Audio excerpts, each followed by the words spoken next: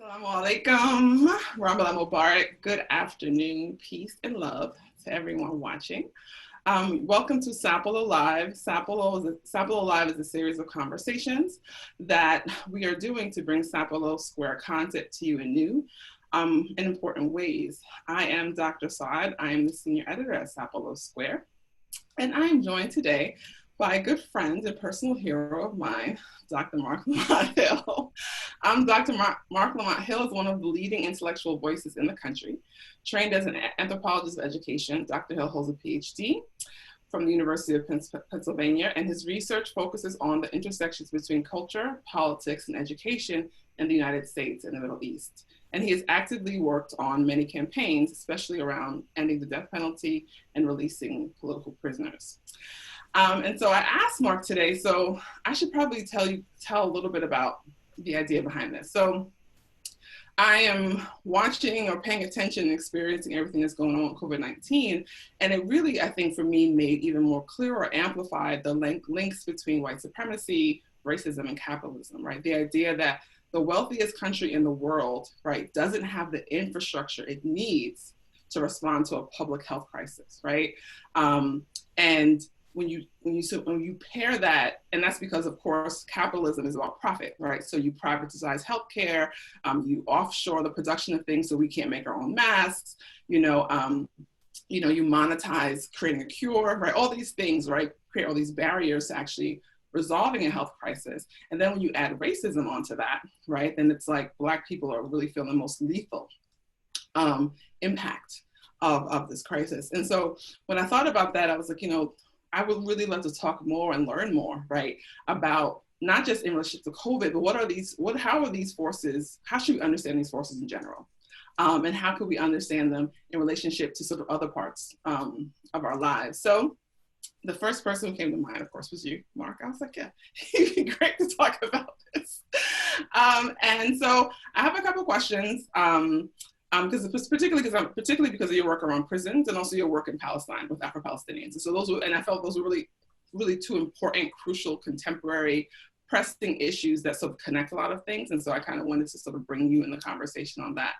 But before we get to those specific topics of prisons and Afro-Palestinians, I wanted to ask you if you could just kind of start with definitions, right? So how should we define or understand these terms? White supremacy, capitalism, racism, how should we think of them together and in historical perspective? Yeah, I mean, these are big, heavy, complicated terms. I don't know if I'm the best person to define them, but we can talk and work through it together. I think actually COVID is a good entry point into talking about these terms. I think the national discourse when this first happened was very much a colorblind one, and it was really decontextualized. So it became, we're all in this together. COVID is the great equalizer. Right. And it's like, not so much. Right. I mean, again, it's quintessentially American thing to do. And there's a way that the American media profits, and benefits in other ways by this narrative, because now we're all in this thing together. We're watching it, we're consuming it, we're looking for the common solutions to a singular problem. And then as time went on and people began to talk and speak, and we began to navigate our own lived experiences, we could realize that some people were catching a bigger piece of this. Mm-hmm. And while at the epidemiological level, we could certainly make the case that, we're all vulnerable to this. And at some level, right? But like apples to apples, despite the early narratives of Black folk couldn't get it. I know. Whew, child. And I caught myself making kind of a joke about that early, and I was like, I got to not do that because I have a responsibility in the platform. But the early reports just didn't show Black people, and people were like, oh, and there's no reports in Africa, and so people started kind of buying into that. Mm-hmm. There's already the melanin theorists out there that live in social media world or YouTube land that would love you that the African couldn't do it. Although isn't it?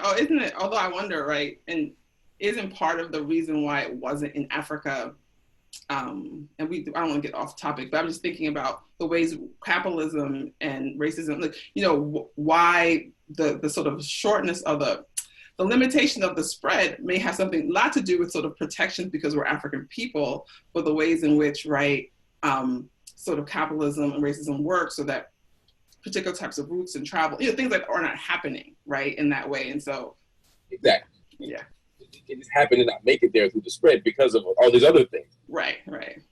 That also leads to the underdevelopment and exploitation of Africa in all these other ways. That's far more vulnerable to more forces that are dangerous than just COVID. Right. So I'm watching it, and I'm also watching. This connects to the prison thing as well. Because I'm looking at how vulnerable people are when I'm getting phone calls from my friends and comrades who are incarcerated. I'm looking at the different outcomes, and so suddenly the conversation changes. By the time you get to the Surgeon General of the United States telling us to do it for our abuelas and our big mama, you know, again, shifting the conversation to sort of Black responsibility, yes, rather than these structural problems. Now we're reenacting just the same old American play, right, of blame and deflection of the structural core issues here, and you got at some of them. One of them is the fact that, I mean, if we learned nothing over the last year, it's that not having health insurance not having health care, not having access to health care is a fundamental problem. And the fact that your health coverage is linked to your job and whether or not you have a job, again, is a fundamental problem. So if you're unemployed, you don't have access to basic treatment. And that lack of treatment and care at the preventative level and at the urgent sort of response, that doesn't just make you vulnerable, but in a moment of corona, it makes everyone around you vulnerable. Exactly. You have stories of people whose domestic worker had corona and are dying, but also who are giving it to this wealthy person in the house. Right. So there's something there to be said, but the person who owns the mansion has many more resources. They have greater access to a ventilator. They have greater access to healthcare. Right. They're much less likely, apples to apples, to have pre-existing conditions based on the likelihood that they could get this. But I want to move past the terms you were talking about. The system we're describing right now, where your healthcare is determined by what kind of job you have and if you have a job, your level of access to quality care when you have a crisis. All of this is linked to a economic system, which at the core is about private ownership, private ownership of the means of production and of capital. And it's about this notion of efficiency. And it's that the more we can, that we are at our most efficient as a nation and as a system when we can profitize the most, when we can have the least excess, the least the least overage, when we can spend the least to make the most. When we can cut off as much fat as possible, right? America in many ways is built on that. And obviously at the intersection of race, which we can talk about in a second. But the fact that we live within this capitalist mode of production means that anything that doesn't make money is disposable. The problem is, within this logic and within this framework, poor people become disposable. People who can't be used in very particular ways become disposable, you know? And that's very, very dangerous. It's very, very dangerous. But there's also, I think, a way that when I look at the country's response to this, I couldn't help but think, wow, imagine, you know, we shut down the whole country because of because of this belief that we were all equally vulnerable in a certain kind of way, right? White folk felt vulnerable. People with property and land felt vulnerable. And they're like, we ain't going outside. We have to shut down the country. But imagine if this was something that was only happening in East New York. That was right. In Central Harlem. That was only happening in North Philly. That was only happening in the Fifth Ward. You know, we'd be having a very different conversation. But they need to go to work. They need to wear masks and go to work. But isn't that kind of, it's interesting because isn't that kind of what's happening in a way too with these protests now, right? So it seems like as the awareness comes that there's a disproportionate impact, right, of on Black communities, on the sort of poor communities, Latino, Latinx communities, you know, as we see this, then all of a sudden it's like our liberties, our rights, and we're storming, you know, the Capitol. Like, you got to open this up. Right. So, I got a constitutional right to get a tattoo. right. And the fact that 80% of the people in Georgia hospitals or in Atlanta hospitals are Black isn't just a coincidence, right? Right. That's anyway, right? As soon as but there's a piece of that is certainly about capitalism, Mm-hmm. but there's also a logic around Black people in particular being disposable, and there's disposability that plays out in this country that operates right at that intersection of race and capital. Because Black people are always rendered disposable. And the idea that Black folk are going to die, or that Black folk are going to suffer, or that Black folk can endure more suffering, more pain, and which we see at the hospital and everything else, is part of a certain vision of who and what Black people are as they relate to white folk. I think the overarching logic around that is the white supremacy, right? And I think we have to talk about white supremacy as an overarching logic, as a cultural practice, as a worldview, and on one sense, it is simply the inherent belief that white. I like in Eddie Glaude's book, Democracy. His most recent book before the Baldwin book. He talked about the value gap, and he said the value gap is sort of the belief that white people's lives are simply worth more. Mm-hmm. And I think that's an interesting place to start in a moment like this. Right. But I think it's also about the belief that white folk, that white lives, white bodies, white identity, that whiteness is the template for humanity. And so also measuring our humanity against the backdrop of whiteness. Mm-hmm. And so whiteness becomes normative in every way, form, or fashion. And so the idea that white folk, whether it's a school shooting where we say this shouldn't happen here, as if it should happen someplace else. Right. Normalize what happens when they say there's violence in the Middle East, or there's a famine in Africa. That's what those people do. Right. Yeah. And we can almost normalize in our own minds because they're being measured against whiteness, white lives, white bodies, white religious practices, all these things, and it also forms. And we can talk about white nationalism in this moment too, because I think that's all being protest implicitly, to be sure. And then there's a way that within the American context, I think we're seeing, again, when we look at, we're fighting for our right to go to Walmart, and we're fighting for our right to go to these places, and we're fighting for our right to spend money. And we're talking about, essential workers and frontline staff, but honestly, some of the most vulnerable people in this world are those people, those poor people who are disproportionately Black, who are working the register at Walmart. Right. And so there's a way since the beginning of America that capitalism has been animated through anti-Black racism and through the exploitation of Black labor, right? That folk are racialized, and they're deemed somehow subhuman or worthy of the type of enterprise that they're being forced into, i.e., etc. And then we build an empire. The American empire is built off of the exploitation of their labor. So there's the racialization process, but then there's exploitation of those racialized bodies in ways that become normal itself. But the idea that Black folk do this kind of work and that brown folk do this kind of work is acceptable. So that when we're walking down the street and we walk in and we say, oh, everybody's safe and sound, I'm just going to run to Walmart. Right. It's because I know that in the place, in both in terms of just because thinking about this idea of the fact that people who work at Walmart or Target or wherever can't stay home, right? And it's and why can't they stay home, right? Because we can't, because of the profit motive, we cannot just give people, we can't say no rent, no mortgage, right? We can't just put a moratorium on things. We can't say, here, we're going to give you money to, it's like people we got, the conversation around the economy, right? We got to keep the economy going. It's well, actually, right? It's maybe, just maybe, if we could keep people alive, right? Right. And then the economy will, sort of, obviously there'll be an impact, right? But if we keep people alive in the long run, right, everyone's going to be better off, right? If people are healthy and they're taken care of, then if they're risking their lives to make below the minimum wage, right, to keep some economy going that they're not benefiting from in the first place, right? And the ways in which then like what you're saying in terms of race. But I was wondering just one thing too, in terms of like white supremacy and racism, like what is the difference, or what is the, like, how do we think about those terms? It's a good question. And I'd be curious to know how you think about yeah. these things. So, I mean, I think about, there's a way, I mean, I think about, so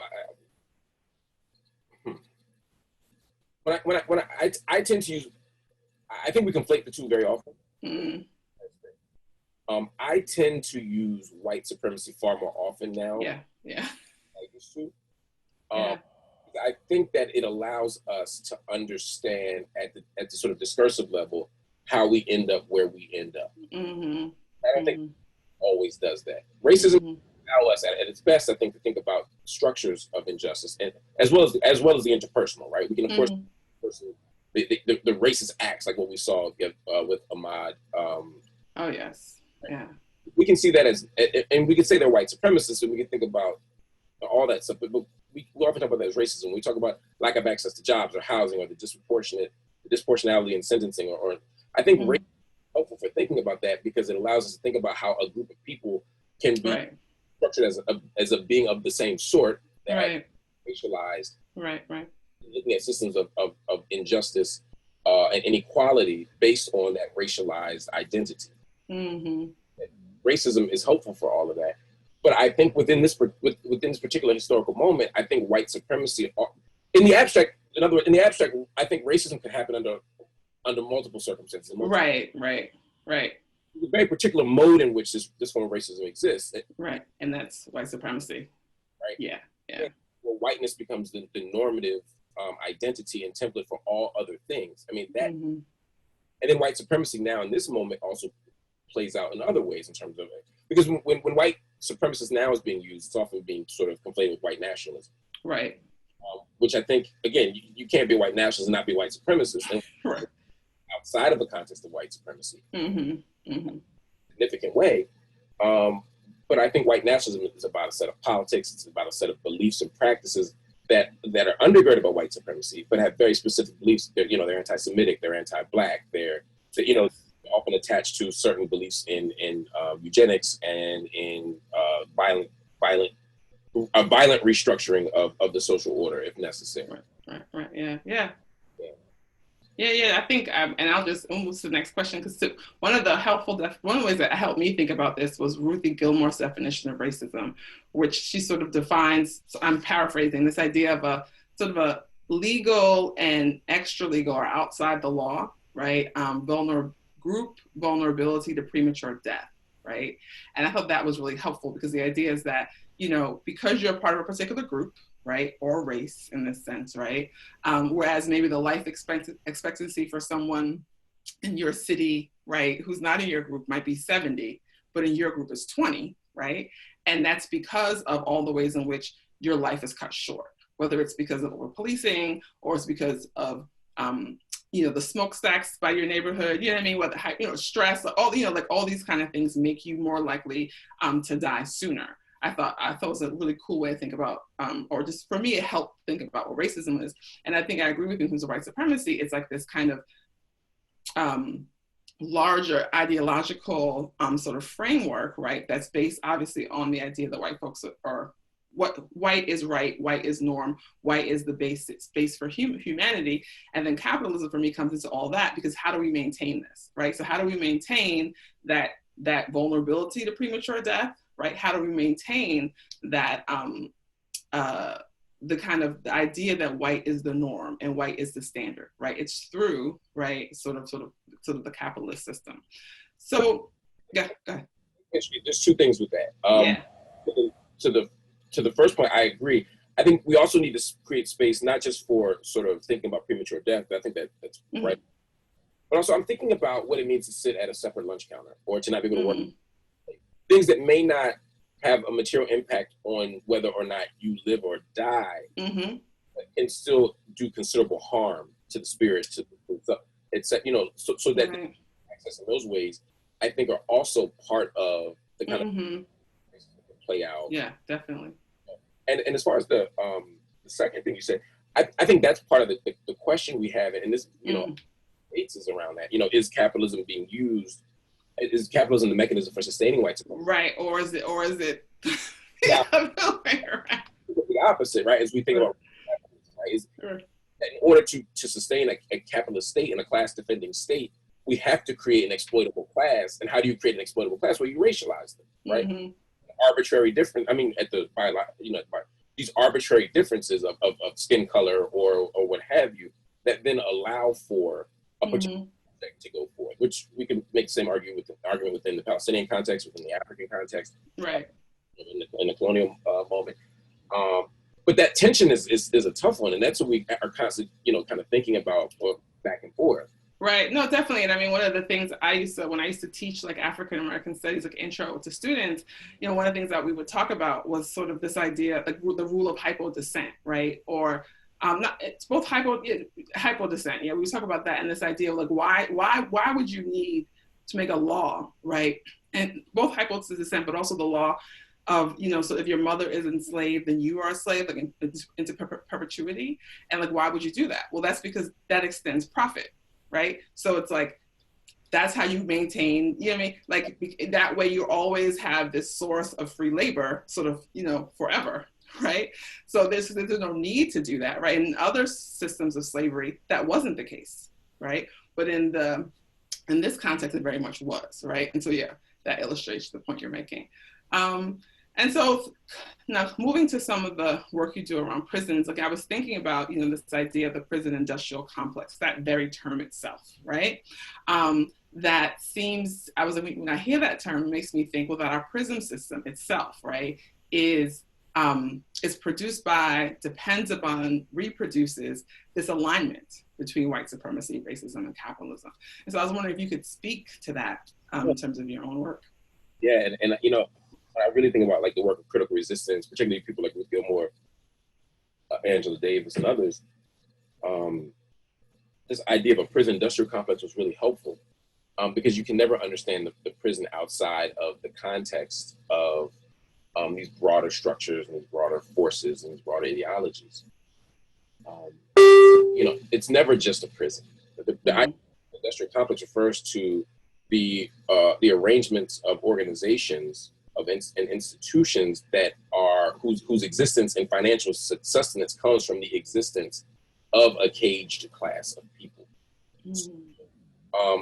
As long as I give you an example. When I wrote my second book with Mumia Abu-Jamal, I would I'd fly to Pittsburgh and then I'd drive like 8 hours, 4 hours after I got to Pittsburgh to see him. And you always try to avoid the shift change, because when you get to the shift change, you're going to be stuck for an hour waiting. You can't just go back there. You got to wait. And I got stuck on a shift change. And I swear to you, I saw no fewer than 150 correctional officers passing through the shift change, checking in, doing their thing. And I'm thinking, this town, because he was at SCI Green at the time, in Waynesburg, this town ain't got but a few thousand. Like, how many people could possibly work here? Mm-hmm. And I asked, and they were like, oh, there's like 300 or 400 COs in here. I'm like, that's the town job. Right. And so there's a local economy built around that, right? The new construction, that there's a job attached to that. The caterers, the electricians, down the street, the public defender, but also the pay lawyer up the street. Mm-hmm. All of this is the congressional representation. Right. The roads that you get because you have more occupants residents in the town, because the caged folk are now considered residents of Waynesburg, not North. Right. So there are, in same way we talked about the military industrial complex in this way in earlier moments, we had to think about the prison as an extension of a capitalist project. And so as long as there was a profit motive to prison, as long as there was a financial incentive for everyday citizens, as well as, big time profiteers, as well as politicians, etc., then we were never going to be able to decarcerate. We were never going to be able to dismantle the prison as long as there was an entire industry around it. We have to dismantle all of the other pieces of this, not just itself. And again, and I talk about this in my book Nobody, and other folk have talked about it as well, of course. As we move from this moment of slavery to this post-slavery moment, we need an exploitable class. and there's material labor that needs to be done. Right. And so again, we saw that's when we begin to see criminalization. We begin to see a widening of the criminal net, right? And also a rise in the death of Negroes, right? Because again, they weren't killing Negroes when they were enslaved, right? But now because now you're excess, you're surplus, right? Enslaved, it was different. That'd be like setting your own tractor on fire, right? Right. Now their bodies are disposable because, as you said, there's excess. So this is how this idea of, because we didn't see them as human anyway, right? So this is how all these things intersect. So then, as people write and talk about, you see a sort of almost transcarceration from the captivity of the plantation to the captivity of the prison, due to the needs of capitalism. Mm-hmm. I think there's another thing we should think about, though, which is not just the sort of prison industrial complex, but what Dylan Rodriguez refers to as the prison regime, which not just, and he's thinking about it in the way Foucault thinks about regimes of knowledge and power. And I think essentially we have to not just think about the way that we make money off prisons and the way that prison is central to our economic system, but also the way that the prison operates within our minds, within our consciousness, and the way that notions of confinement and containment sort of shape how we understand what's possible for our human existence. Like, we can't imagine a world without prison. Right. And that becomes very challenging. And again, we render people who are in those cages disposable. So when COVID-19, just to bring it back to COVID for a second, comes, and we're talking about social distancing, and we're saying you need to keep 6 feet at minimum. And then, like, how do you do that in Rikers? Right. How? You don't. Well, that's the answer, right? But so you end up with like a place like Wuhan, China, or you could go to I mean, you could go anywhere. You can go anywhere in Italy for the most part, and you'll see at maybe 1 to 2, 3 out of 1,000 people, the infection rate is 1, 2, 1, somewhere between 1 and 3 out of 1,000 tops, right? Okay. You get to United States, those numbers go down a little bit. You go to New York City, they go up, right? As of April 3rd, they were at 6% for New York State. Mm-hmm. I mean 6%, but like I'm sorry, not 6%. They were at 6 out of 1,000. The infection rate 1,000 people, right? Which is like 0.06. You go to New York City, that number gets bigger, right? Mm-hmm. You go to Rikers Island, instead of it being 1 out of 1,000, 2 out of 1,000, 5 out of 1,000, 8 out of 1,000, like it was, and now it's 54 out of 1,000.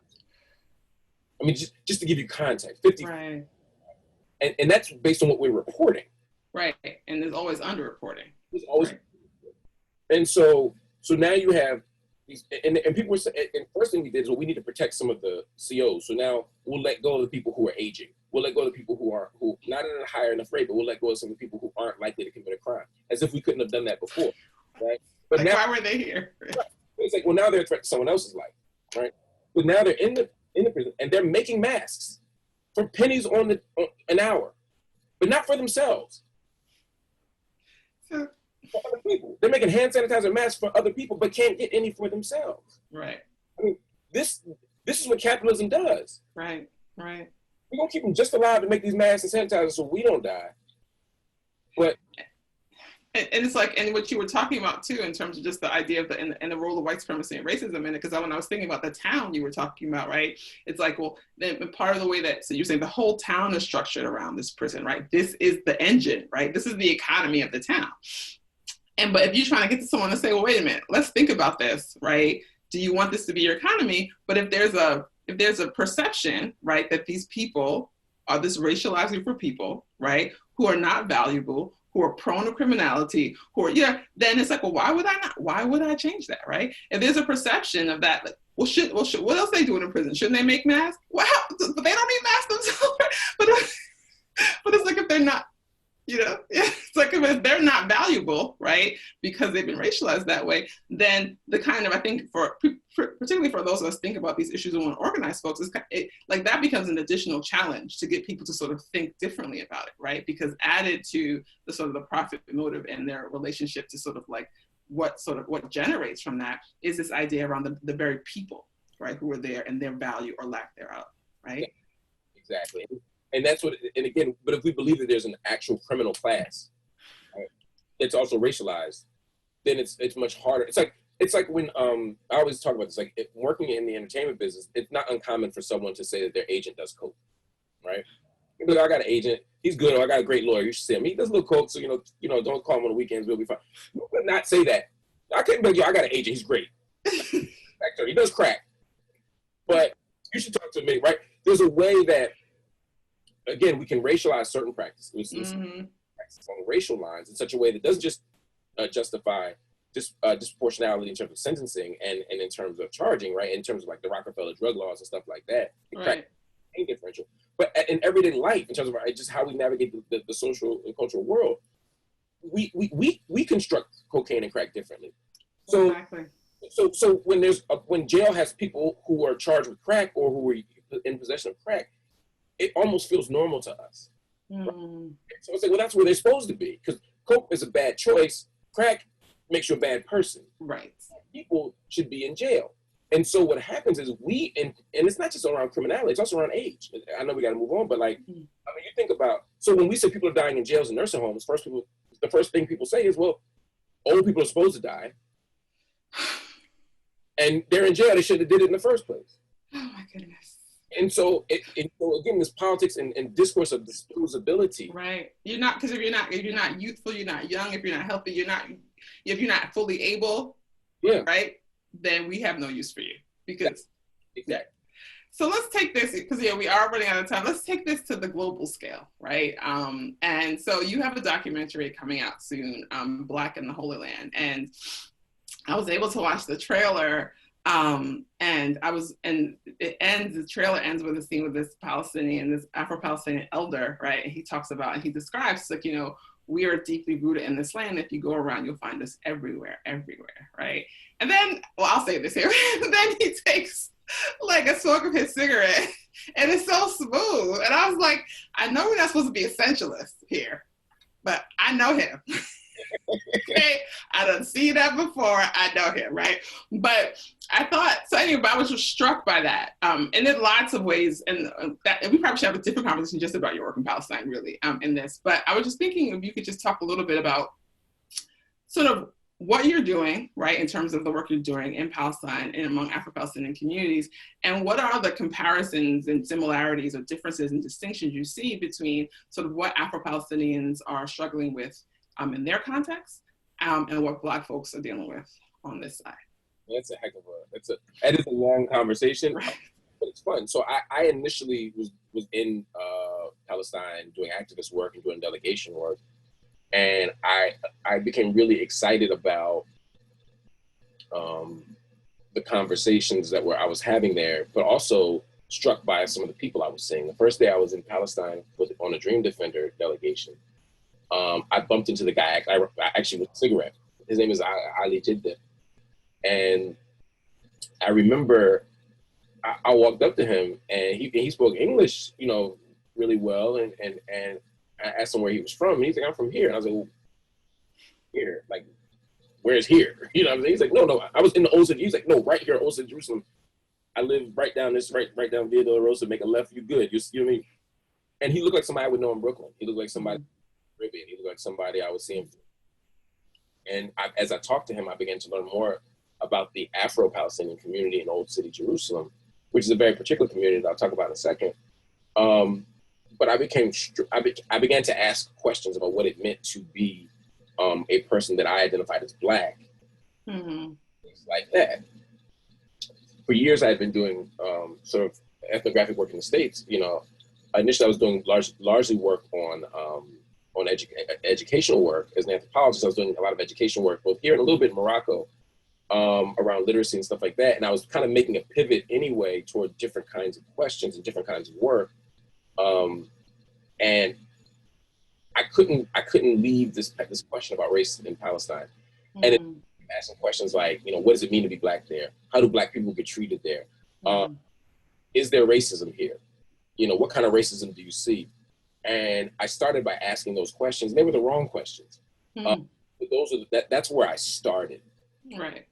And I spent the next few years, and I'm still, obviously COVID-19 has me kind of, grounded. But for the last 5 years, I've been doing ethnographic field work in the Old City of Jerusalem, in the African Quarter. the African Quarter sits right in front of Bab el-Mejlis, right in front of Aqsa Mosque.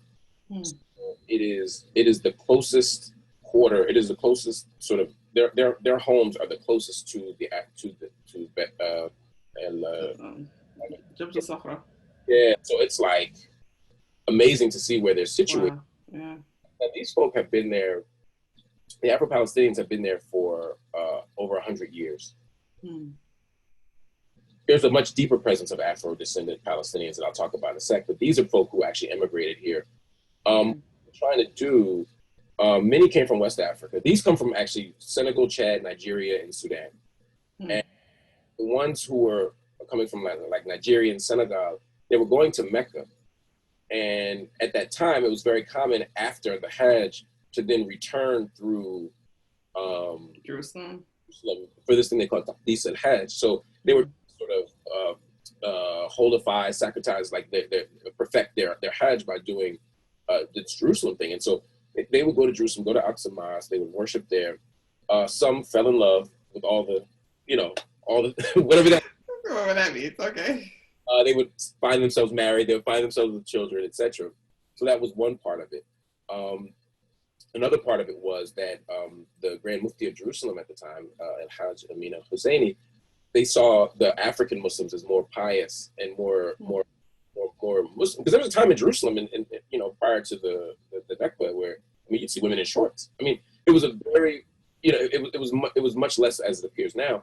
But you had these African Muslims who they perceived to be strong and big, and so they made them the security forces of the masjid as well. Wow. Okay. So there's all kinds of stuff in that. And the film gets at this. My writing gets at this, but the film will tell a different kind of picture of this. Right. We're giving these two major buildings in front of Bab el-Mejlis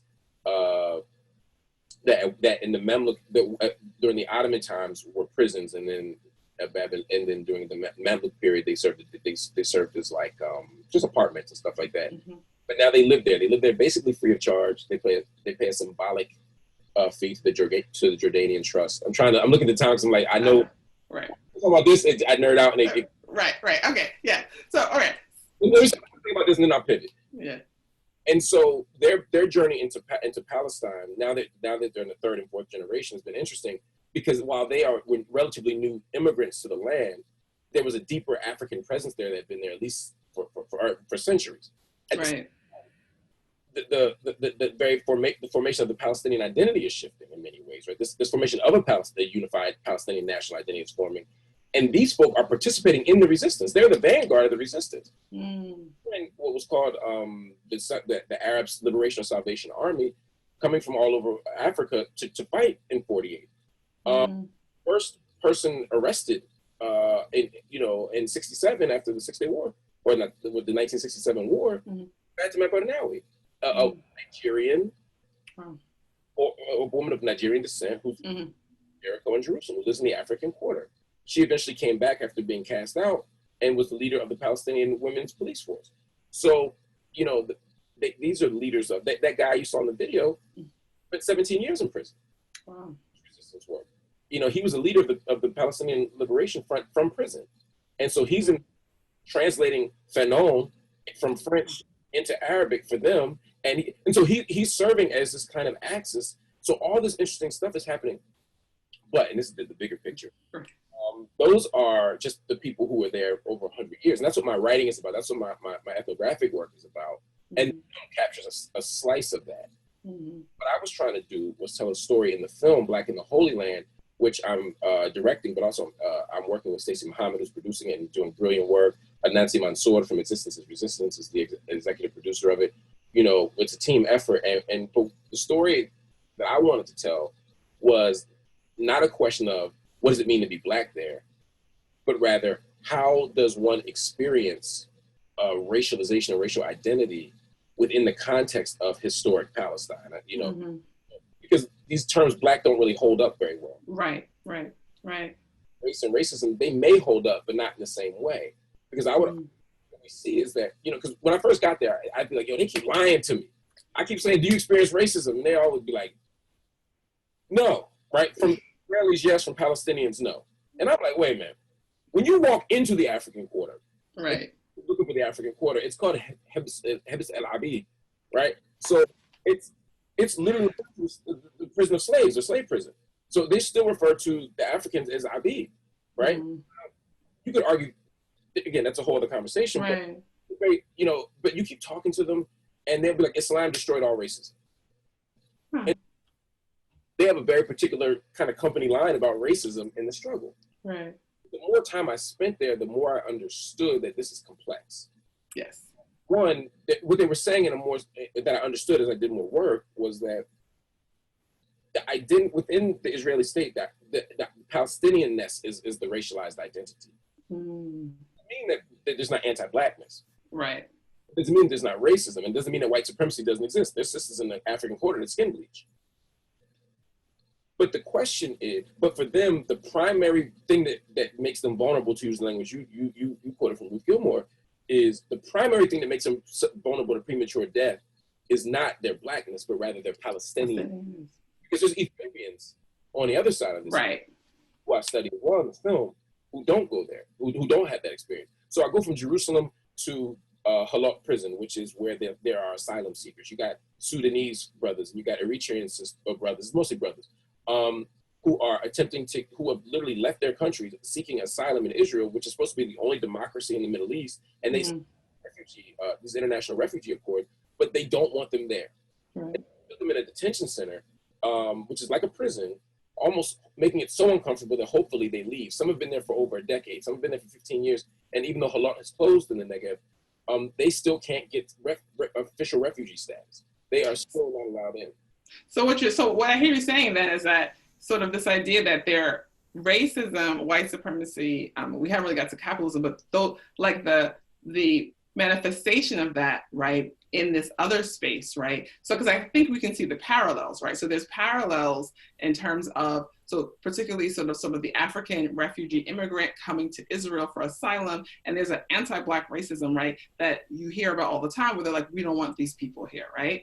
And there's a sense of like their Blackness, the Africanness is what makes them not valuable, and in the ways that happens on this side, right? But then you have the kind of Afro-Palestinian, right, who is a African descended person, right, who may experience anti-Blackness, but when it comes to sort of state power, the race that becomes their sort of thing is not so much their Blackness, but it's their Palestinian identity. But they don't experience anti-Blackness. So when it's time to get married, yes, yeah, we're all Palestinian, but I'm a Palestinian, right? And you're not, right? Right. This other, but that's also based on village, it's based on class status and other factors, which becomes really apparent when you go to Jericho, because in Jericho suddenly you got Afro-descended Palestinians who've been there for 1,500 years. They don't call themselves Afro-Palestinians. They just say I'm Palestinian. And then you interview people, they'll say I'm from Diuk, which is just the local village near Jericho. But they'll say, yeah, I know I have African roots, you know, way back. But I don't know whether it's Sudan, I don't know whether we're Habesha, I don't know any, because it's not central. But there's also a way that they know that many came through Bedouin slave trades. Some came Ottoman slave trades, you know, in the 1500s. Some were defectors from Mehmed Ali Pasha's army. There are all these different things could have happened. But because there's such a social stigma around the identity of slavery, even folk who very clearly came through some sort of slave trade will say, I was part of the Osmani army. Right. Because for them, part of the idea of this racialization process is as much tied to caste and class as it is other. So in the United States, we tend to we can parallel sort of racism and anti-Blackness, because the primary mode that racism plays out within this context is through anti-Blackness, you know, under white supremacy. But within this context, there's a white supremacist state happening, right? Which we see in terms of how Ashkenazi might be treated, or how Jews might be treated within the state. But it's different, right? So I'm trying to tell the story of Jericho to say, you know, Afro-Palestinians have been part of the movement, they're part of the vanguard, but there's also a way that they don't know that their African roots have been wiped out, not purely because of a lack of sort of reflective analysis of their history, but a very attempt to Palestinianize themselves, so that these very shameful, in their minds, slave origins. Right. That's somebody who's ADOS, right? Right, which is also this. I think also is an interesting parallel, right? This idea of any kind of holding on to some sort of shame, right? Because right, you have an enslaved ancestry, and we have to wrap up. And I know that you and I we're gonna have to do this just on the Palestine stuff because I also want to nerd out because I have many questions. But we call this live. The system from the hood to the Hara, right? And the Hara was like sort of, I asked around, they were like, that's how they say hood in Palestine, right? So I wonder if you could just maybe close out with maybe a thought about that, right? Like in terms of either what do you think are the primary connections or how should we think about, right? Sort of like the connection between hoods around the world, so to speak. I think we have to think about part of it is this question of solidarity and what solidarity looks like, and on what terms we're willing to make that solidarity. I'll give you one quick example. I'll be done in just a minute. Because I do this in the film, right? I'm looking at Ethiopians, right? And I'm talking about Ethiopians who are, who were brought Operation Moses and Operation Solomon from, they're airlifted essentially from Ethiopia to Israel. They were allowed to make Aliyah finally, and they're citizens of the Israeli state. Mm-hmm. Still experiencing anti-blackness. They had to go to absorption centers and learn the language before they could go out and be free Israelis, unlike the Russians who came at the same time. Mm-hmm. They had to often do a second circumcision. They had to, it's symbolic, but still the idea of like, you're not Jewish enough, right? Despite their forms of worship being much older, right? Right, yeah, because I mean, like technically, yeah. Right. We're talking Ethiopians that were like, I came to Israel and I didn't know they were white Jews before here. Right, because their experience as Beta Israel was very that of their European brothers or others, or their Yemeni brothers or whomever. So they're having their own way of navigating this Israeli state that's different than others. So they reach out to me about a year ago, and they say, we're trying to do something with Black Lives Matter. We were one of us was killed by a police officer, and this feels like some BLM stuff. Can we sort of how do we talk about solidarity connections? But BLM has a statement very clearly, challenging the occupation. Right. And they take a very different position. And as people who not only are Israeli citizens, but are joining the IDF. Right. And in the Zionist project, there might be a conflict of interest. Mm-hmm. So what the brother said to me was, when I'm pushing back with some Israelis, and I had this conversation with Noda Adakat one day, we were having the same conversation, and it was very much like, okay, so you're saying we have to denounce Zionism to be to have solidarity with you. Do y'all in the States have to denounce patriarchy and homophobia and transphobia before you can mount a movement? Like, what's at stake, right? The terms of solidarity. Mm-hmm. Actually pushed me back for a minute. I still had I knew at the core that something didn't feel right about the Ethiopian BLM movement within Israel, but I understood it in more complex terms. Right. Part of what we have to do is be self-critical. We have to figure out what are the non-negotiables of these connections, but also the things that cut across, right? White supremacy cuts across, but so does empire. And yes, and settler colonialism. So what do you do to the Ethiopian who, on the one hand, is occupying the levers of power, who is benefiting from the levers of power. Right, okay. Still catching hell on certain ways within his own state, who might see commonality. But what does that mean to the Afro-Palestinian or any Palestinian on the other side of the checkpoint, who's being served by the office? Mm-hmm. So these types of tensions and contradictions are a challenge for me. But I think that the final answer is we have to think about solidarity beyond sameness. Often when we talk about our solidarity, it's always either transactional, like I stood up for them because they stood up for me, which is differential access to power, etc.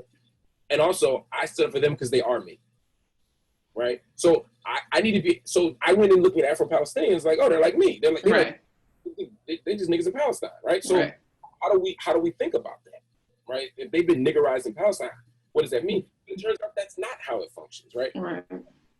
My struggle to be the same in order to show solidarity. So from the hood to the Hara, for me, the answer or the question is, what are the things that connect us, and how can those things be analyzed and ultimately animate us toward pushing for justice? And also, what are our differences, and how can we form forms of solidarity by recognizing the difference and not diminishing them, not ignoring them, but looking at those differences and seeing how they play out within real on real material terms, with a very sort of articulate moral and ethical vocabulary. And we got to know what our values are, what we care about, so that I can say yes, no to that, or vice versa. Right. Yeah. But for me, that's the challenge. So with Palestinians, it might be saying, okay, look, we're fighting against police violence or state violence. We got to think about that. But we also got to push back against anti-Black racism within the Arab and Muslim community, right? So, same thing with the Ethiopians. We might be able to speak out on this, but not that. But understand that capitalism in some ways overdetermines all of this, right? And we can talk about that on the next. Right, on the next time. But I mean, I'll close this out with this one. You reminded me of the verse from the Quran. Since it's Ramadan and everything, and it's Sapelo square, and we like to be Black and Muslim. But I was thinking, the verse from the Quran where God says, stand up for justice, even if against your own self, right? And I think in many ways that encapsulates what you're talking about, right? That there has to be a kind of a principle, a call, sort of like we're different, we're not, we have similarities, we have differences, but then there are these issues, or there's questions of justice, right? That even if it's not in my best interest, right? That I have a sort of obligation and moral duty to stand up for it. And that is what we try to build solidarity around, from the hood to the Hara, versus those other things that you were discussing. So thank you, Marc, for this great conversation. It looks like we didn't have any questions from folks. People one person said they want to nerd out too. So that's an endorsement for the nerd conversation. And also kudos to you, they're saying, for sort of talking about this complexity, right, of identity and race and class in different parts of the world.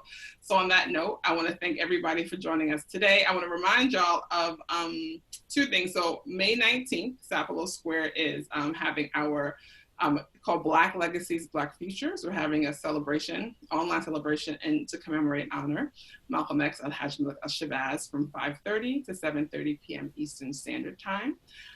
The flyers will be coming out soon with all the information. We got some dope performers and some conversation guests, and so definitely stay tuned for that. And one of our partners and sort of comrades in the struggle, Believers Bailout, they're having an event today too. It's a conversation about with Garrett Feldber and Russell Miller, who was a former squad member, who's talking to him about the Nation of Islam and prisons and that history. And now I'm forgetting exactly what time it is, but if you go to Believers Bailout Facebook page, you can find that information there. And so anyway, on that note, I want to close out. Assalamu alaikum, and have a good rest of your day.